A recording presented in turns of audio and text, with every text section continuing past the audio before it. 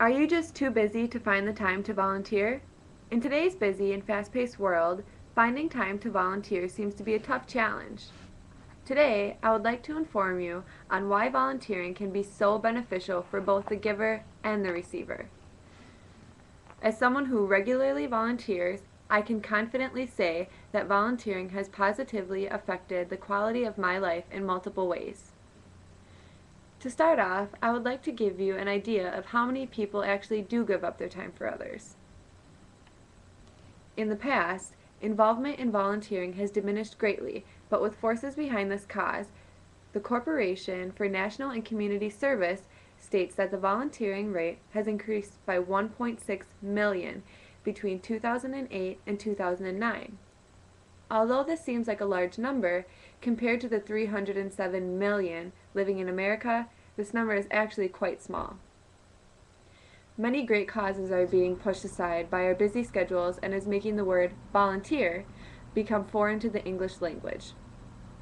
Today, the Salvation Army is scrambling to find volunteers, when in the past, they used to be overwhelmed with all of the free help they received. The same can be said for other nonprofit organizations like Big Brothers and Big Sisters and American Humane Association. Now, let's say that you wanted to donate some of your time, but just don't know where to start. Let's look at some options for finding ways to volunteer. First off, if you aren't sure how to formally volunteer in your area, there are helpful websites to aid in finding worthy causes close to your home. For example, volunteermatch.org is a great website to answer all of your questions about volunteering, along with helping you find opportunities to help in your area. Another extremely helpful website is 1-800-volunteer.org. This site helps the volunteer decide what type of volunteering is right for them, volunteer locations, and how to capitalize on their strengths or desires while lending a hand. I asked peers of mine to list ways to volunteer in their communities, and surprisingly, they listed quite a few. Their answers range from donating time at the animal shelter to reading to children at schools, which are all great ideas. Another way to get involved is to find ways to incorporate your personal skills into the volunteering mix. If you're computer savvy, the new trend is virtual volunteering, which is great for the busy individual who is still eager to lend a hand. Virtual volunteering consists of finding innovative ways to help out using the internet or computers as a resource. According to abc.com, virtual volunteering has aided in providing free legal advice, typing papers for disabled individuals, and keeping companies to shut-ins who have email access. The list of skills that can be incorporated into volunteering are endless. Just pick one that you enjoy. Which leads to my next idea. Incorporating your interests and joys into volunteering makes it fun and enjoyable. Take my interest in volleyball, for example.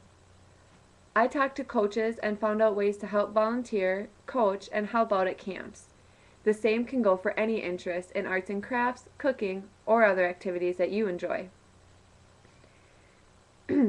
You will find that incorporating your personal interests and hobbies into volunteering makes it feel like less of a chore and more of an exciting activity to look forward to.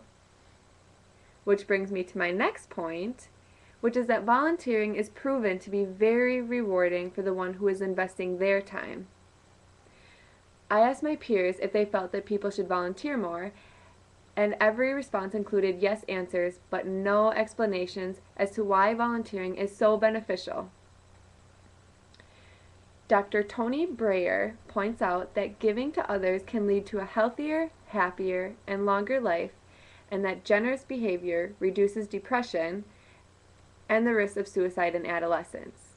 He also states that volunteerism in older adults significantly reduces mortality and that giving to others enables people to forgive themselves for mistakes, which is a key element in well-being.